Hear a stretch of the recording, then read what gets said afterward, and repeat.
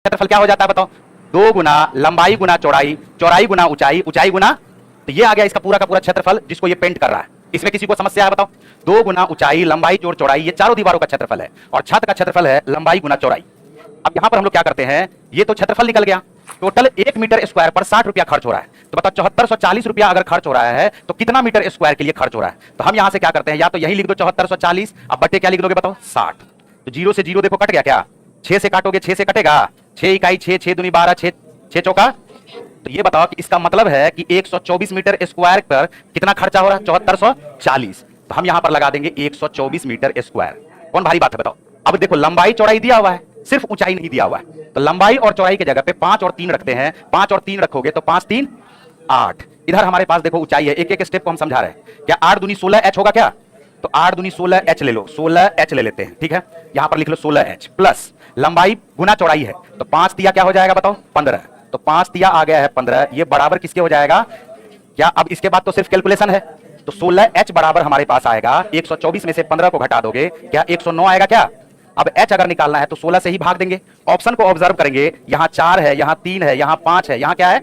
अब बताओ 16 छाके 96, 16 सत्य तो है ही नहीं, तो 16 छाके जैसे ही बोला तो ऑप्शन को ऑब्जर्व करने पर क्या 4 3 5 आएगा क्या? कौन सा संख्या आएगा बताओ? तो डायरेक्ट आंसर हमारा क्या हो जाएगा? 6.8 मीटर। कोई दिक्कत है, कोई समस्या है तो बताओ?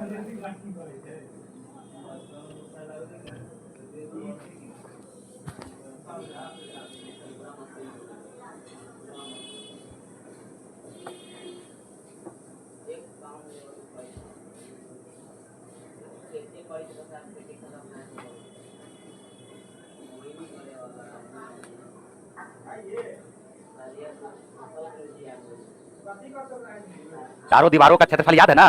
2 गुना ऊंचाई गुना लंबाई जोड़ चौड़ाई, और छत का क्षेत्रफल होगा लंबाई गुना चौड़ाई, तो कुल आ जाएगा हमारे पास 124। कैसे आया 124? 7440 रुपया खर्च हो रहा है 1 मीटर स्क्वायर पर। 1 मीटर स्क्वायर पर 7440 रुपया खर्च हो रहा है, 1 मीटर स्क्वायर पर 60 रुपया खर्च हो रहा है, तो 7440 मीटर स्क्वायर खर्च होने के लिए हम 60 से जैसे इसको भाग लगाएंगे तो आ जाएगा 124 मीटर स्क्वायर। इसी 124 को इसके बराबर कर दिए, बाकी सॉल्व कर लिए। चले आगे, देखो 8वां नंबर का क्वेश्चन देखो। क्वेश्चन कह रहा है कि एक समानांतर चतुर्भुज है ABCD, इसमें AD और AC के मध्य बिंदु को मिलाने वाली रेखा की लंबाई 2 इकाई है। यदि समांतर चतुर्भुज का परिमाप 20 इकाई दिया हुआ है तो AD की लंबाई ज्ञात करें। जैसे ही बोला समांतर चतुर्भुज, तो समांतर चतुर्भुज हमारे दिमाग में आ जाना चाहिए कि समांतर चतुर्भुज होता क्या है। तो समांतर चतुर्भुज क्या होता है, याद है किसी को? वैसा चतुर्भुज जिसके आमने सामने की भुजा बराबर तथा समानांतर हो। बोलो इसमें किसी को कोई दिक्कत है? बिल्कुल दिक्कत नहीं होना चाहिए। ये हमारे पास है ABC और D, ABC और क्या है? D है, ठीक है। कहा यह जा रहा है कि AD और AC का मध्य बिंदु, AC का मतलब हो गया ये इसका विकर्ण हो गया, नहीं हो गया? अब AD का मध्य बिंदु, AD का जो मध्य बिंदु है, AD का मध्य बिंदु और AC का मध्य बिंदु, किसका मध्य बिंदु? AC विकर्ण का मध्य बिंदु को मिलाने वाली जो रेखा है, इसका लेंथ दिया हुआ 2 इकाई। हमसे क्वेश्चन में पूछा जा रहा है, बताइए AD का लेंथ कैसे निकलेगा? एक थ्योरम होता है मिड पॉइंट थ्योरम, जो ज्योमेट्री में होता है, इस पे ध्यान देना। किसी भी त्रिभुज के तो लिखना चाहते हो उसको लिख सकते हो, mid point theorem most important theorem है। लिख लो मिड पॉइंट थ्योरम, लिखो मध्य बिंदु प्रमेय, mid point theorem, mid point theorem, मध्य बिंदु प्रमेय, मध्य बिंदु प्रमेय, मध्य बिंदु प्रमेय। इसी त्रिभुज के, इसी त्रिभुज के, इसी त्रिभुज के दो भुजाओं के, इसी त्रिभुज के दो भुजाओं के मध्य बिंदु को मिलाने वाली रेखा, इसी त्रिभुज के दो भुजाओं के मध्य बिंदु को मिलाने वाली रेखा, मिलाने वाली रेखा तीसरी भुजा के, तीसरी भुजा के समांतर, समांतर तथा आधी होती है। तीसरी भुजा के समांतर तथा आधी होती है। मध्य बिंदु प्रमेय, किसी त्रिभुज के दो भुजाओं के मध्य बिंदु को मिलाने वाली रेखा तीसरी भुजा के समांतर तथा आधी होती है। यहां बताओ, जैसे ही इस त्रिभुज में बात करते हैं, क्या है हमारे पास? ADC, क्या ये त्रिभुज दिख रहा है क्या? और इस त्रिभुज के दो भुजाओं के मध्य बिंदु को अगर मिला दिया जाए तो तीसरी भुजा के समांतर तथा आधी होगी क्या? अगर DC का आधा 2 है, अगर DC का आधा 2 है तो बताओ DC का क्या लेंथ होगा? 4। और DC का अगर 4 लेंथ है तो AB का भी क्या लेंथ होगा? AD का लेंथ अगर x मानोगे तो BC का लेंथ क्या मानना पड़ेगा? अब बताओ क्या इसका परिमाप नहीं निकलेगा क्या? तो परिमाप बोलोगे x प्लस 4 प्लस 4, तो x प्लस x हो गया 2x, 4 4 8, तो यही हो गया परिमाप। और परिमाप हमारे पास क्या दिया हुआ है? 20। परिमाप दिया हुआ है 20, जल्दी बताओ क्या 2x का लेंथ 12 आएगा क्या? और 2x का लेंथ अगर 12 आएगा तो x का लेंथ क्या आएगा? और x हमने किसका लेंथ माना था? AD का। तो बताओ AD का लेंथ क्या आ गया? 6 इकाई। कोई दिक्कत इसमें बताओ?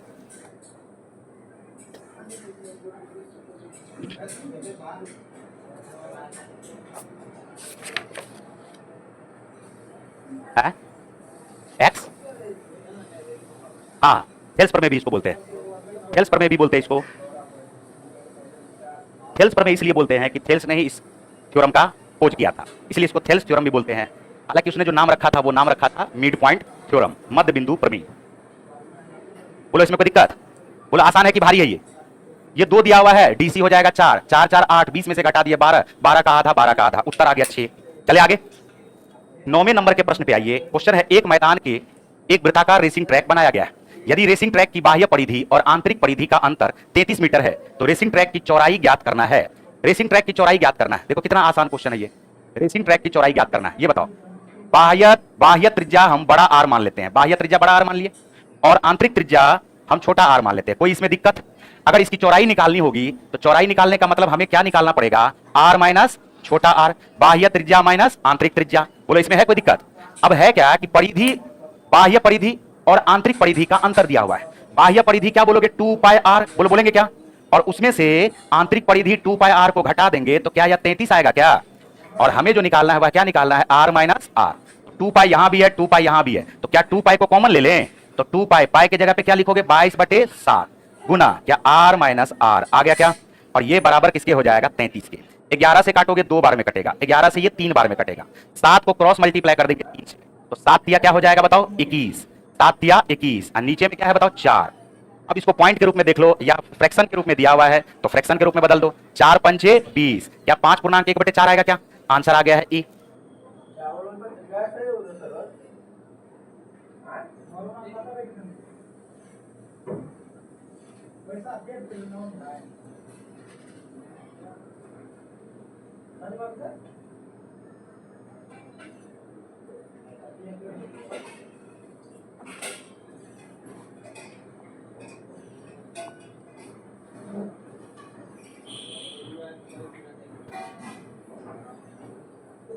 चलिए आगे,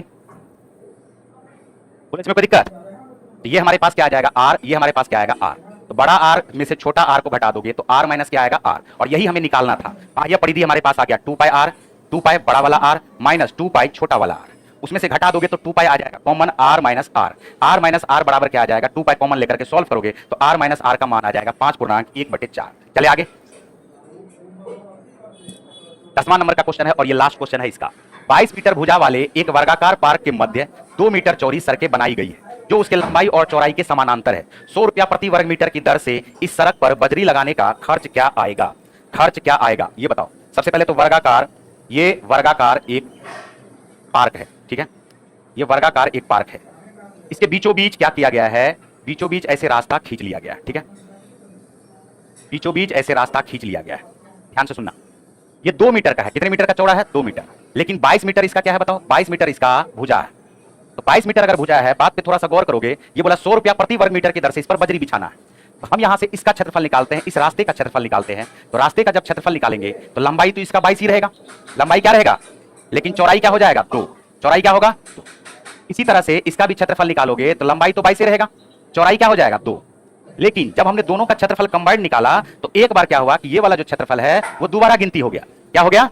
तो हम ऐसा करेंगे कि इसका क्षेत्रफल प्लस इसके क्षेत्रफल में से एक बार इसके क्षेत्रफल को क्या करेंगे? माइनस कर देंगे, तो पूरे के पूरे रास्ते का क्षेत्रफल आ जाएगा। बोलो, तो हम बोलेंगे 22 गुना 2, 22 गुना क्या हो गया? 2। और ऐसा ऐसा एक और रास्ता है तो फिर से किससे गुना कर देंगे? 2 से। बोलो कर देंगे क्या?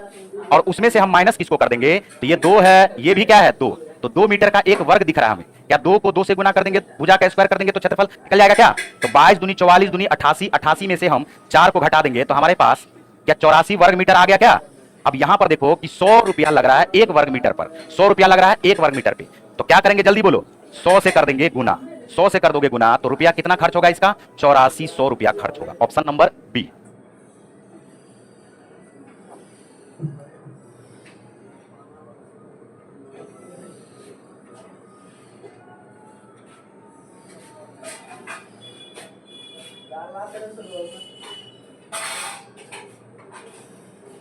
बोलो इसमें कोई दिक्कत है? चले आगे, चलो स्टार्ट होगा। अब लिख लिए, इसमें कोई दिक्कत हो तो बताओ। देखो स्लो पढ़ाना, कुछ लोग को लग रहा है स्लो आज पढ़ा रहे, लग रहा ना, उसका कारण है स्लो पढ़ाते हैं तो बोलता है फास्ट पढ़ाइए, फास्ट पढ़ाते हैं तो बोलता है स्लो पढ़ाइए। बात समझ में आ रहा है? तो राम भगवान भी पूरा भारत को खुश नहीं कर पाए, तो हम कौन गली का मूली है बताओ? तो सब पढ़िए लेता है तो सबको नौकरी हो जाता है जी, ये बताओ? तो सबको नौकरी नहीं होगा, जो बात क्लियर है। नौकरी उसी को होगा जो उसका हकदार होगा, क्या समझे? और जो मेहनत करेगा जुनून के हद तक, जुनून तक नहीं, जुनून के हद तक मेहनत करना पड़ेगा। जितना भी टॉपिक लिए हैं ये सिर्फ और सिर्फ तुम्हारे भलाई के लिए लिए हैं। ये सब टॉपिक, ये टॉपिक जो लिए है ना तुम्हारे भलाई के लिए लिए हैं। ये ज्यामिति है, ज्यामिति प्रोबेबिलिटी है, डीआई है, कोऑर्डिनेट है। लोग उस पर ध्यान नहीं देता है, लोग सिर्फ अरिथमेटिक पे ध्यान देता है। उसको लगता है अरिथमेटिक से ही सारा क्वेश्चन पूछेगा। अरिथमेटिक तो कमोबेश लगभग में बहुत सारे बच्चे बना लेते हैं। तो मेन पार्ट है वही, हम चाहते तो 10 चैप्टर ले आते हैं अरिथमेटिक का, क्या दिक्कत था? रेशियो पढ़ाते, परसेंटेज पढ़ाते, प्रॉफिट लॉस 10 क्वेश्चन पढ़ाना है, हमारे लिए तो और आसान था। और हम सब पढ़ा दिए हैं। यूट्यूब पे देखोगे तो प्लेलिस्ट में रखा हुआ, जाकर के देखो कैसे पढ़ाए। अब ये सब टॉपिक है थोड़ा कम समझ में आता है, तो इसको कोशिश कर रहे हैं हम समझाने का, और ये सीख के जाओ। देखो यहाँ पर जितना भी ज्यामिति का 10 क्वेश्चन है और एक से एक क्वेश्चन है यहाँ पर, और सब में कुछ ना कुछ कॉन्सेप्ट है।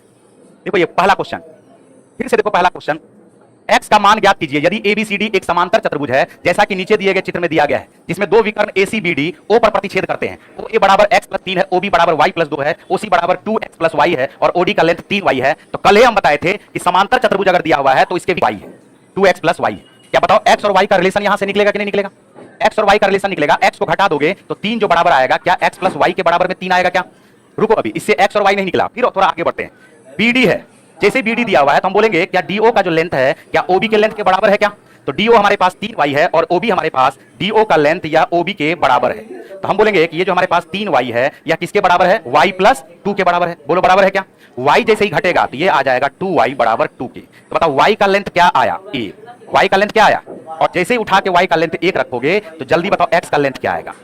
तो उत्तर क्या आ गया बताओ? e। क्या इसमें समस्या है? बोलो है समस्या कोई? लिख लो इसको। है क्या होगा? एक में 2 ही जोड़ोगे तब ना 3 आएगा।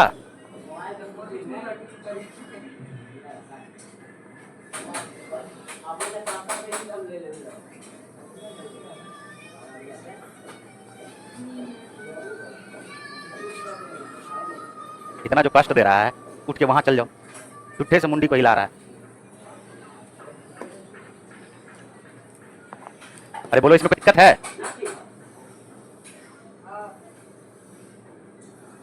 सिर्फ दोनों विकर्ण को समद्विभाजित करता है, एक सिंपल सा कॉन्सेप्ट पे ये क्वेश्चन बन गया। चले आगे, दूसरा नंबर का क्वेश्चन देखो। देखो दूसरा नंबर का क्वेश्चन, बात पे ध्यान देना। देखो अभी जो हम बोल रहे हैं ये हमारे पास क्या है? ABC। जो हम अभी लिखाने जा रहे हैं इसी को बोलते हैं थेल्स प्रमेय, और थेल्स प्रमेय से ही मिड पॉइंट थ्योरम भी निकला। मिड पॉइंट थ्योरम अभी लिखाए थे ना, देखो यहाँ पर थेल्स प्रमेय हम अभी लिखा रहे हैं, इसको उधर छोड़ो, साइड छोड़ो। कोई किसी भी भुजा के समानांतर अगर एक रेखा खींच दो त्रिभुज के अंदर, किसी भी भुजा के समानांतर, जैसे हमने BC के समानांतर खींच दिया है D, BC के समानांतर हमने क्या खींच दिया है? D। बात पे ध्यान देना, जैसे ही BC के समानांतर D हमने खींच दिया तो देखो होता क्या सब, दो गो त्रिभुज बना, एक छोटा वाला ADE और दूसरा त्रिभुज क्या बना है? जल्दी बताओ। बोलेंगे ABC। तो इसमें A कॉमन है, छोटा वाले में भी और बड़े वाले में भी। और जब दो भुजा समानांतर होता है तो उसके संगत कोण आपस में बराबर होते हैं क्या? संगत कोण आपस में बराबर होते हैं क्या? इसी को ना संगत कोण कहा जाता है जी। इसका संगत कोण ये हो जाएगा, इसका संगत कोण ये हो जाएगा नीचे वाला। तो संगत कोण जब आपस में बराबर हो गए तो कितना ट्रायंगल, कितना एंगल बराबर हो गया दोनों में? बोलोगे तीनों का तीनों एंगल बराबर हो गया। तीनों का तीनों एंगल क्या हो गया? और जब तीनों एंगल बराबर हो गया तो एक रूल है जिस रूल को कहा जाता है AAA का रूल, एंगल एंगल एंगल। जब 3 एंगल बराबर हो जाए, अगर 2 भी एंगल बराबर हो गया ना तो तीसरा एंगल अपने आप बराबर हो जाता है। इसलिए इसको दोनों रूल कहा जाता है, या तो AA का रूल या तो AAA का रूल। तो AAA के रूल से दो त्रिभुज जो हमारे पास है ABC ये, या ADCE पहले लिख लेते हैं, ADE, या समरूप हो जाता है किसके? ABC के। इसके समरूप हो जाएगा ABC के। और जैसे ही समरूप हो जाता है, जैसे ही दो त्रिभुज समरूप हो जाए तो उसके संगत भुजा का अनुपात बराबर होता है। किसका बराबर होता है? संगत भुजा का अनुपात बराबर होता है। जैसे ADE जो हमने लिखा है, इसका संगत भुजा AD, तो इसका संगत भुजा क्या आएगा? AB। तो AD का रेशियो, बात पे ध्यान देना, AD का रेशियो AB के साथ वही होगा जो DE का रेशियो BC के साथ होगा। जो DE का रेशियो किसके साथ होगा? BC के साथ होगा। और वही रेशियो होगा जो AE का रेशियो AC के साथ होगा। AE का रेशियो किसके साथ होगा? AC के साथ होगा। क्या ये बात आया समझ में? क्या हमने लिख दिया जल्दी बताओ। दूसरा पॉइंट, इसमें एक इंपॉर्टेंट पॉइंट है, इस पे ध्यान देना, कुछ लोग इस पे ध्यान नहीं देते। देखो AD का रेशियो DB के साथ, AD का रेशियो किसके साथ? इस बार संगत भुजा नहीं है ये, इस बार ये है एडी का रेशियो किसके साथ, डीबी के साथ, वही होगा जो एई का रेशियो किसके साथ, एई का रेशियो ईसी के साथ। लेकिन कुछ लोग अपना दिमाग लगा देते हैं, उसका कहना है कि डीई का जो रेशियो है यहां भी बराबर कर दीजिए बीसी के साथ, जो बिल्कुल भी बराबर नहीं होता है, जो बिल्कुल भी बराबर नहीं होता है। क्या ये पॉइंट समझ में आ रहा है क्या? हमने कहा संगत भुजा का अनुपात एडी का रेशियो एबी के साथ वही होगा जो एई का रेशियो एसी के साथ होगा, डीई का रेशियो वही होगा जो बीसी के साथ होगा। लेकिन एडी बटे डीबी बराबर एई बटे ईसी जरूर होगा, लेकिन बराबर नहीं होगा डीई बटे बीसी के। क्या ये बात आ रहा समझ में? और इसी से अभी अभी हमने बताया mid point theorem. Mid point theorem का मतलब क्या ये दोनों बराबर है क्या? देखो दोनों बराबर है क्या? दो भुजाओं के मध्य बिंदु को मिलाने वाली रेखा हमने यहां पर अभी अभी लिखाया था, यह क्या होता है, तीसरी भुजा के समांतर तथा आदि। कैसे पता चला? तो यहां पर बात पे ध्यान देना। हमने क्या कहा कि दो भुजा का मध्य बिंदु, ये जो दो भुजा का मध्य बिंदु है, जैसे ही मिलाओगे, अगर एडी हमारे पास एक है और डीबी हमारे पास एक है, ये एई हमारे पास एक है और ईसी हमारे पास एक है, ये एक एक कैसे आ गया? जब मध्य बिंदु को मिला रहे हैं तो इसका मतलब है कि एसी का ये आधा होगा, एसी का ये क्या होगा, एसी का एई होगा आधा और ईसी भी क्या होगा, आधा। तो हम बोलेंगे एडी का रेशियो डीबी के साथ, एडी का रेशियो, बात पे ध्यान देना, एडी का रेशियो एबी के साथ ये बराबर होगा एई का रेशियो किसके साथ, एसी के साथ। बात समझ में आ रहा है?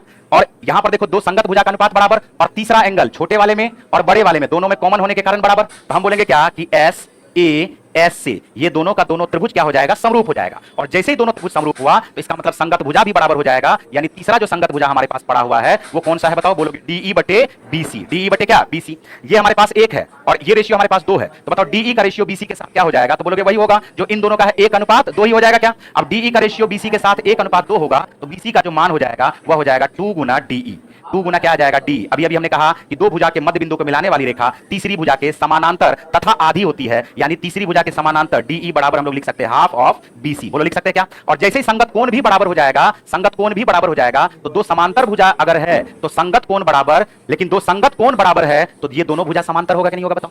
ये दोनों प्रूफ हुआ कि नहीं हुआ? इसी को कहते हैं मिड पॉइंट थ्योरम और इसी को क्या कहते हैं, थेल्स प्रमेय। कुछ बात है समझ में? लेकिन इस बात को ध्यान रखना है, थोड़ा सा जल्दी से इसको लिख लो। अब आते हैं क्वेश्चन पे, ये अलग अलग चीज है। तो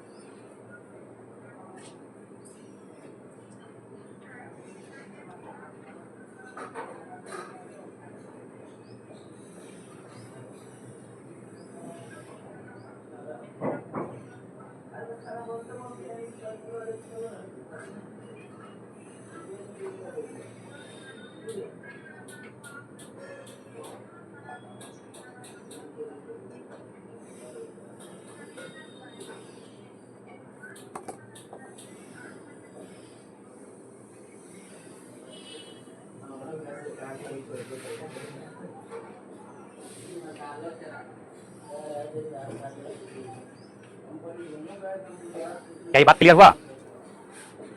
और इसको याद रखो बिल्कुल, जो हम लिखाए हैं यहां से इसको ध्यान रखना है, इससे बहुत सारा क्वेश्चन बनता है समरूपता से खास करके।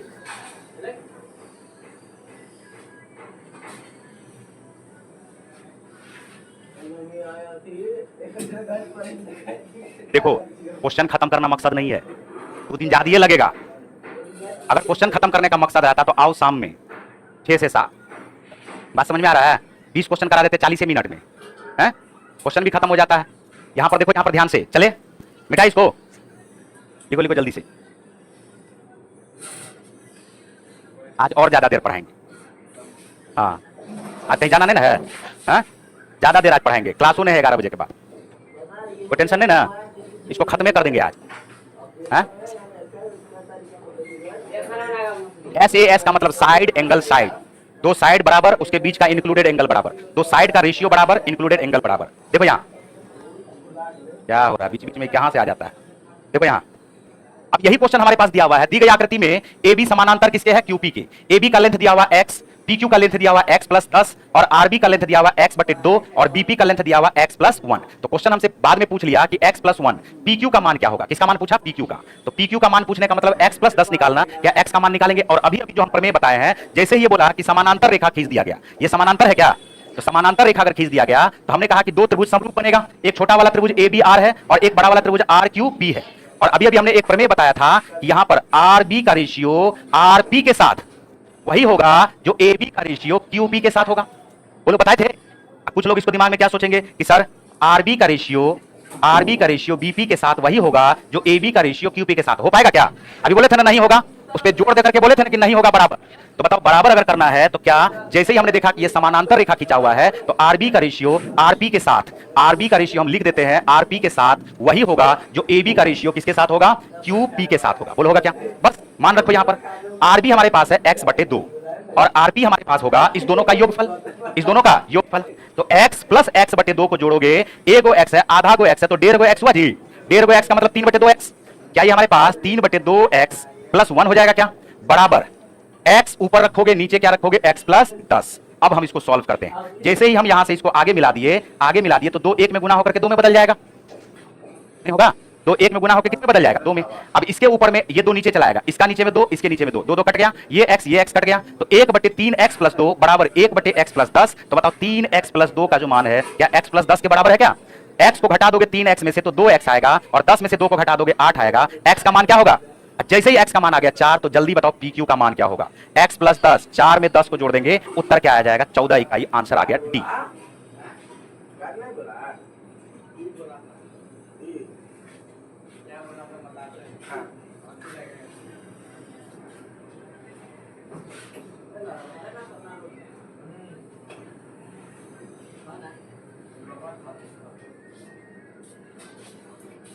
एक्स एक्स काट दोगे, 2 2 काट, एक स्टेप और लीजिए।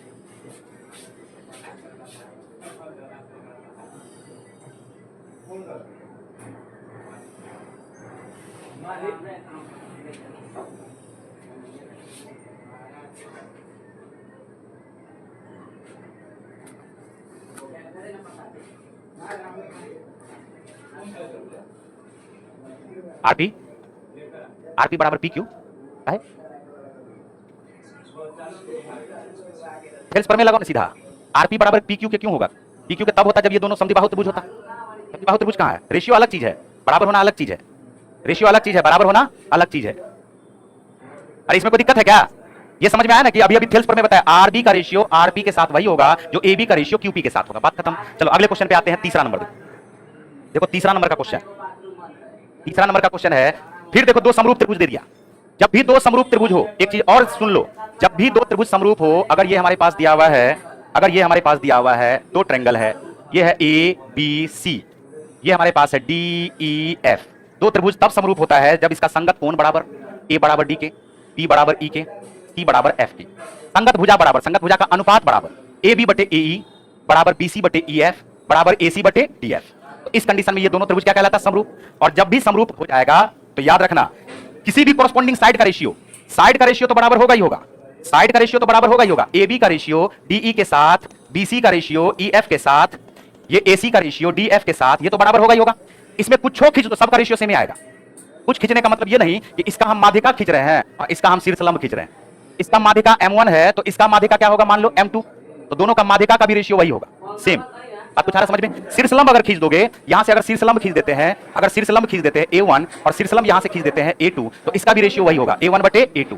कुछ भी खींच दोगे इसके अंदर, लेकिन दोनों सेम चीज होना चाहिए। ऐसा नहीं कि इसका माध्यिका इसका एल्टीट्यूड खींच दिए, इसका माध्यिका तो इसका भी माध्यिका, इसका एल्टीट्यूड तो इसका भी एल्टीट्यूड। और साथ साथ एक बात और याद रखना, परिमाप किसका? एबीसी का, परिमाप एबीसी का, परिमाप डीईएफ का, ये इसका भी जो रेशियो होगा वो भी क्या होगा? सेम ही होगा। तो जो रेशियो भुजा का होगा वही रेशियो इसके परिमाप का भी होगा, वही रेशियो इसके, लेकिन क्षेत्रफल का जो रेशियो होगा, क्षेत्रफल का जो रेशियो होगा वो इसके भुजा के स्क्वायर के रेशियो के बराबर होगा, भुजा के स्क्वायर के रेशियो के बराबर होगा। एरिया ऑफ ट्रायंगल एबीसी, अब बट्टे क्या लिख दोगे? Area of triangle DEF.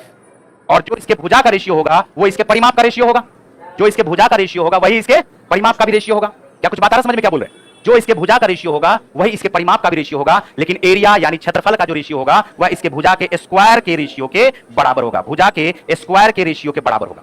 इतना बात ध्यान में रखना। क्वेश्चन बोला 2 समरूप त्रिभुज के परिमाप हैं पी क्यू आर और एक्स वाई जेड क्रमशः दिया हुआ है। 2 त्रिभुज है, देखो हम यहां पर लिखते हैं, दोनों त्रिभुज है, एक त्रिभुज है पी क्यू आर और एक त्रिभुज हमारे पास है एक्स वाई जेड। ठीक है, कहा जा रहा है इसके परिमाप का रेशियो, तो बोलो जो परिमाप का रेशियो होगा वही इसके भुजा का भी रेशियो होगा क्या? तो परिमाप दिया हुआ है, इसका परिमाप दिया हुआ है, परिमाप हमारे पास दिया हुआ 48 सेंटीमीटर, 48 सेंटीमीटर, और इसका दिया हुआ है 24 सेंटीमीटर। कहा जा रहा है यदि एक्स वाई का रेशियो 12 है, एक्स वाई का रेशियो 12 है तो पी क्यू का रेशियो ज्ञात करना है। हमने कहा परिमाप का रेशियो वही होगा जो इसके भुजा का रेशियो होगा। तो 24 इकाई 24, 24 दूनी 48, तो परिमाप 48 24 है तो भुजा का रेशियो क्या होगा? 2:1।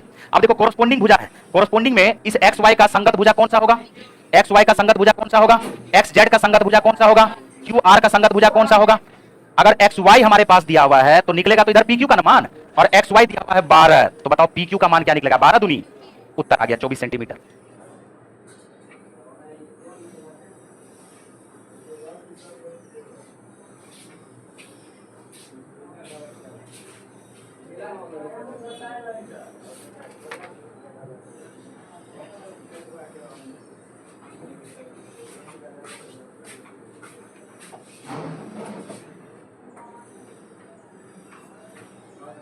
क्या बात क्लियर हो रहा है? बार बार हम रिपीट कर रहे हैं, भुजा का रेशियो, माध्यिका का रेशियो, शीर्ष लंब का रेशियो, कोण समद्विभाजक का रेशियो, परिमाप का रेशियो सब बराबर होगा जब दो त्रिभुज समरूप होंगे।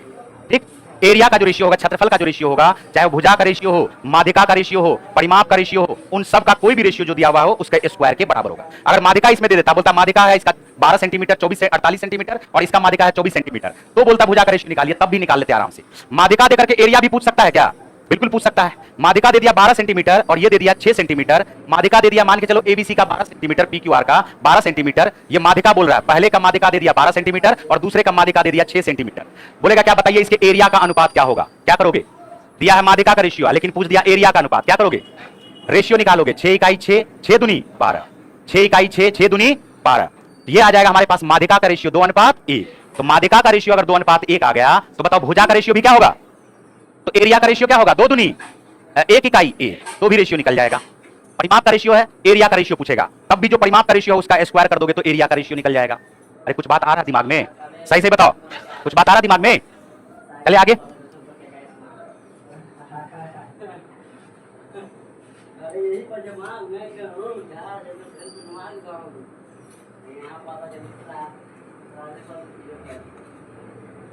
चलिए आगे, चौथा नंबर देखो, √3 इकाई वाले भुजा की एक समबाहु त्रिभुज के परिवृत्त की त्रिज्या क्या है? अब देखो ये परिवृत्त की त्रिज्या है। अब इसका कॉन्सेप्ट बहुत है, यहां पर इसका कॉन्सेप्ट बहुत है। परिवृत्त किसको कहा जाता है? अंतःवृत्त किसको कहा जाता है? पहले तो ये बात मालूम होना चाहिए। कोई भी त्रिभुज है, किसी भी त्रिभुज है, बात पे ध्यान देना, किसी भी त्रिभुज के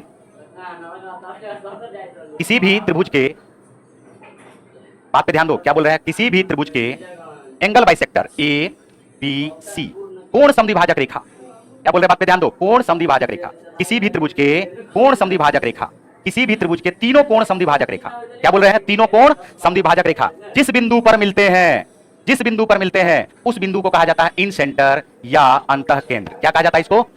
इन सेंटर या क्या कहा जाता है इसको? अंतः केंद्र। बात समझ में आ रहा है? तो किसी भी त्रिभुज के तीनों एंगल बाइसेक्टर जिस पॉइंट पर मिलते हैं उस पॉइंट को क्या कहा जाता है? इन सेंटर या अंतः केंद्र। और अंतः केंद्र को बात पे ध्यान देना, अंतः केंद्र अगर हमारे पास दिया हुआ है तो इसको केंद्र मान करके तीनों भुजाओं को टच करते हुए एक वृत्त खींचा जा सकता है जिसे कहा जाता है अंतःवृत्त। क्या कहा जाता है? ये हुआ अंतः केंद्र। अंतः केंद्र कैसे बनता है? जल्दी बोलो। तीनों कोण समद्विभाजक रेखा जिस बिंदु पर मिलते हैं उस बिंदु को क्या कहा जाता है? अंतः केंद्र, इन सेंटर। ठीक, और इसको केंद्र मान करके त्रिभुज के तीनों भुजाओं को टच करते हुए एक वृत्त खींचा जा सकता है जिसे कहा जाता है अंतःवृत्त। क्या कहा जाता है इसको? अंतःवृत्त, इन सर्किल। ठीक है, और तीनों भुजाओं को जब टच करते हुए खींचा जा सकता है तो ये बताओ क्या ये इसको रेडियस बोलेंगे? क्या त्रिज्या बोलेंगे? क्या बोलेंगे इसको? त्रिज्या बोलेंगे। क्या बोलेंगे इसको? ये वाला त्रिज्या नहीं है, देखो नया त्रिज्या यहां पर बना रहे हैं, इसको क्या बोलेंगे? त्रिज्या बोलेंगे। क्या असल में इसको त्रिज्या नहीं अंतः त्रिज्या बोलेंगे। क्या बोलेंगे इसको? अंतः त्रिज्या या अंतःवृत्त की त्रिज्या, और इसी को कहा जाता है इन रेडियस। क्या कहा जाता है इसको? इन रेडियस, जिसको डिनोट किया जाता है छोटा r से। इसे डिनोट किया जाता है अंतःवृत्त की त्रिज्या। ये क्या कहलाता है? अंतः त्रिज्या। कुछ लोग के दिमाग में चल रहा होगा कि ये सर डायरेक्ट आप कैसे समझे कि एक तो BC पर यह लंब भी हो जाएगा, BC पर लंब भी हो जाएगा, और BC ये जो हमारे पास है O, मान के चलो इसका नाम D रखते हैं, इसका नाम E रखते हैं और इसका नाम F रखते हैं। कैसे पता चला सर कि OD, OE, OF तीनों बराबर ही होगा? तीनों बराबर ही होगा। कैसे पता चला? तो पता चलेगा, देखो ऐसे पता चलेगा, बात पे ध्यान दो, बिल्कुल पता चलेगा। क्या एक बात पता है क्या कि ये जो है किसी भी बिंदु से अगर दो स्पर्श रेखाएं खींची जाए तो ये दोनों का दोनों स्पर्श रेखा बराबर होगा। दोनों का दोनों स्पर्श रेखा क्या होगा? और जैसे ही दोनों स्पर्श रेखा बराबर होगा तो यहां से इस स्पर्श रेखा पर खींचा गया लंब, इस स्पर्श रेखा पर खींचा गया लंब, ये दोनों भी क्या होगा? जल्दी बोलो, बराबर होगा कि नहीं होगा? बोलो बराबर होगा। बस वही बात है। देखो थोड़ा सा इसको देखो गौर से, ये हमारे पास क्या है? ए बिंदु है। ये क्या है? ए बिंदु। इस सर्किल के बाहर में ए बिंदु है। क्या हम बोल सकते हैं AF बराबर AE के होगा? क्या स्पर्श रेखा दिख रहा है? और जैसे ही स्पर्श रेखा दिख रहा है तो इस स्पर्श रेखा पर केंद्र से कितना डिग्री का कोण बनेगा जी? कितना डिग्री का कोण बनेगा बताओ? तो ये दोनों बराबर हुआ और इसी तरह से ये तीसरा भी बराबर होगा क्या? इसी को क्या कहा जाता है? इन रेडियस, अंतः त्रिज्या।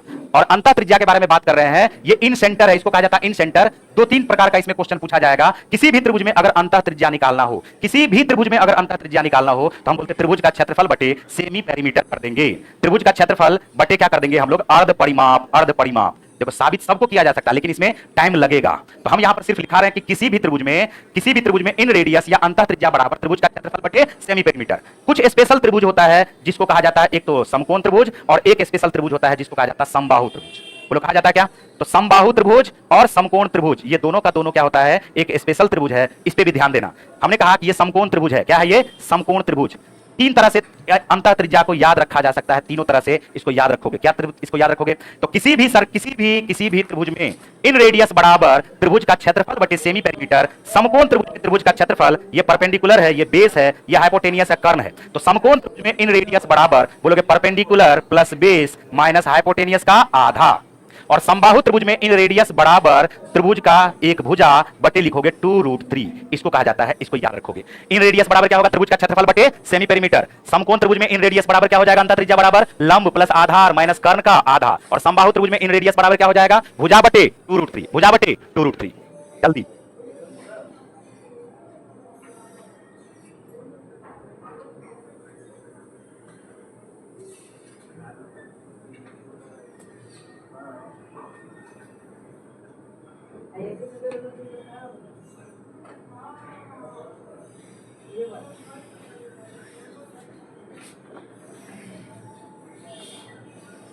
ये हमने बताया है इन रेडियस के बारे में, अंतः त्रिज्या के बारे में। ये हमने बताया है अंतः त्रिज्या के बारे में।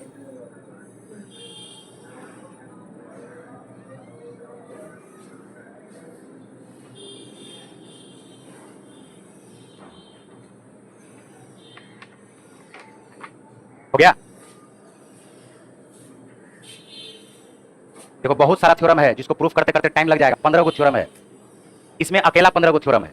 अभी जो जरूरत है हम उसको बता रहे हैं, जो ज्यादा पूछा है क्वेश्चन उसको बता रहे हैं। अब पूछेगा सरकम रेडियस के बारे में, परित्रिज्या के बारे में, परित्रिज्या के बारे में।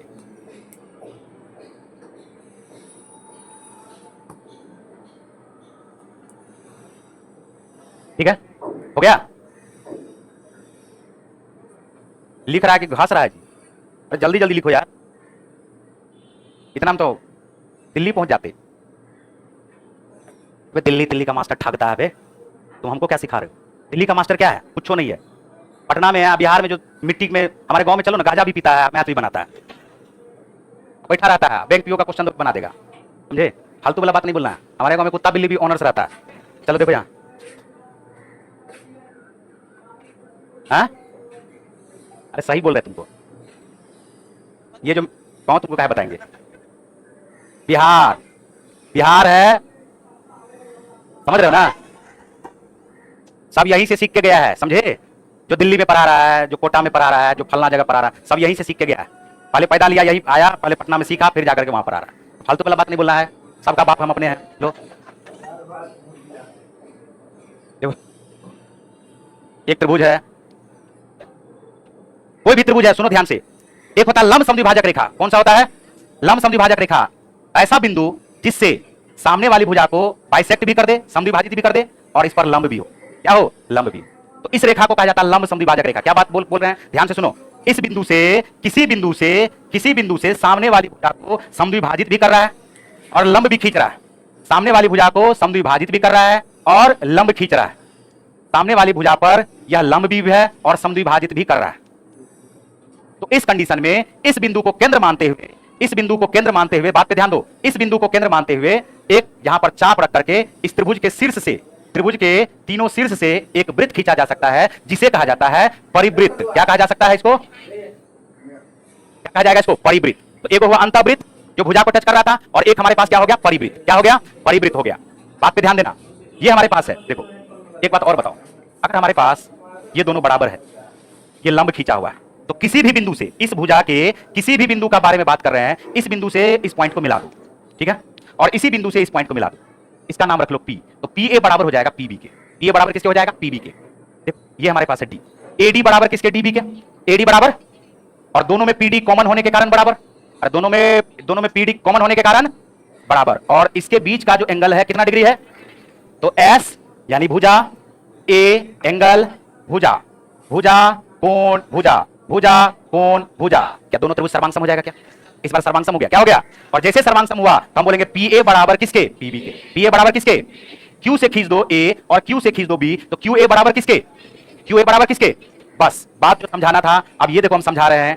यहां से जैसे हमारे पास ये ए है, बी है और क्या है, सी है। हमने कहा कि इस दोनों को मिला दो, इस दोनों को मिला दो, ये ए ओ, इसका नाम एस रख लेते हैं, एस, इसका नाम बी एस और सी एस। बात पे थोड़ा गौर करना। मेरे कहने का ये मतलब है कि अगर हम बोले कि ये बी डी है और सी डी दोनों बराबर, और एस डी दोनों में कॉमन होने के कारण बराबर, इधर भी 90 डिग्री इधर भी 90 डिग्री, क्या ये दोनों सर्वांग सम होगा क्या? और जैसे सर्वांग सम हुआ तो बी एस बराबर किसके? और बी एस बराबर किसके जी? और इसी तरह से इस त्रिभुज में भी देखोगे तो ए एस बराबर किसके हो जाएगा? और जब तीन भुजा बराबर हो जाए, तीन भुजा बराबर हो जाए, इसका मतलब इस जगह से इसका दूरी, इसका दूरी, इसका दूरी सेम हुआ, और जैसे ही सेम हुआ तो क्या इसको त्रिज्या मान करके तीनों बिंदु से एक वृत्त नहीं खींच सकते हैं क्या? तो इसीलिए ये बन गया परित्रिज्या, और इसको हम लोग क्या बोलते हैं? परिवृत्त बोलते हैं। और ये जो हमारे पास ए एस है, बी एस है, एस सी है, इसी को कहा जाता है ए एस बराबर बी एस बराबर सी एस, इसी को कहा जाता है सरकम रेडियस या परित्रिज्या या परिवृत्त की त्रिज्या। कुछ बात आया समझ में? कुछ बात आया समझ में? अब इसी के बारे में हम बात कर रहे हैं कि किसी भी त्रिभुज में परिवृत्त की त्रिज्या, किसी भी त्रिभुज में, तीनों में फिर से होगा, किसी भी त्रिभुज में परिवृत्त की त्रिज्या भुजाओं का गुणनफल बट्टे लिखोगे 4 गुना त्रिभुज का क्षेत्रफल। फिर स्पेशल आता है, एक आता है समकोण त्रिभुज। क्या आता है ये? समकोण त्रिभुज। और एक स्पेशल आएगा त्रिभुज समबाहु त्रिभुज। क्या आएगा? समबाहु त्रिभुज। तो समकोण त्रिभुज में परिवृत्त की त्रिज्या बराबर हो जाएगा हाइपोटेनियस की आधी, कर्ण की आधी, कर्ण का क्या हो जाएगा? आधा। और परिवृत्त की त्रिज्या अगर निकालना है समबाहु त्रिभुज में तो ये हो जाएगा भुजा बटे √3, भुजा बटे √3। अब इसी को क्या करना है? याद रखना है फिलहाल। बाकी तो बहुत चर्चा इस पे हो सकता है, लेकिन बस इसको याद रखना है। पहचान गए परिवृत्त की त्रिज्या किसको कहा जाता है, क्यों कहा जाता है?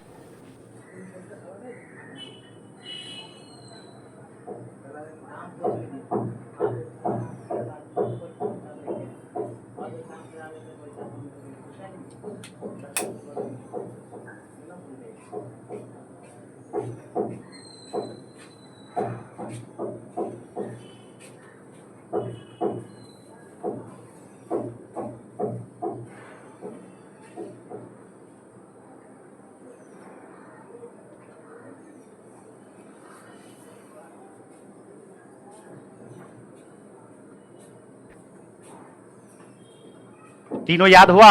6 को लिखा है पॉइंट, याद हुआ जी? चलो, रीजनिंग का बहुत डिमांड आ रहा है, बुलाओ सर को।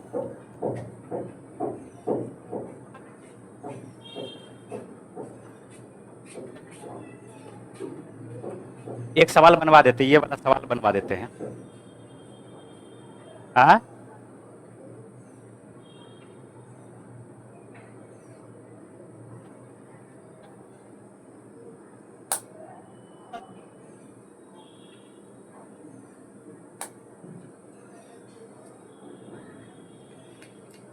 हो गया?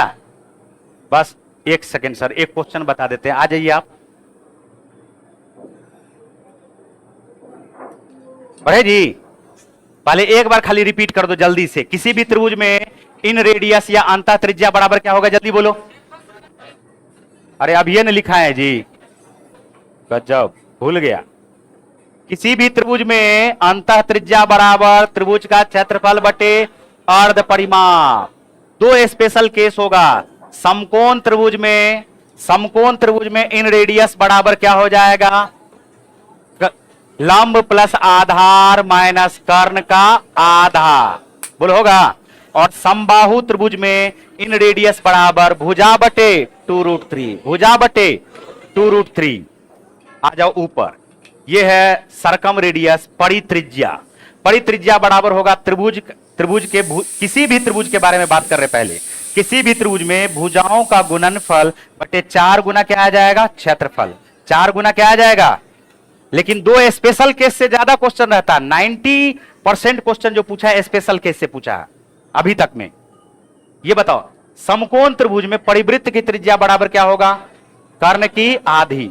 समबाहु त्रिभुज में परिवृत्त की त्रिज्या बराबर क्या होगा, a बटे √3। √3 इकाई वाले एक समबाहु त्रिभुज के परिवृत्त की त्रिज्या कितनी है, सेकेंडों नहीं लगेगा, आंसर आ गया। लेकिन उसके पीछे कितना सारा लॉजिक है, समझ में आया। समबाहु त्रिभुज में तो क्या बोलोगे, √3 a बटे क्या हो जाएगा, √3 अभी अभी लिखा के आए हैं, और a हमारे पास क्या होगा, √3। अब बटे क्या कर दोगे, √3, आंसर क्या आ जाएगा, e। बोलो हुआ क्या ना। आ जाइए सर।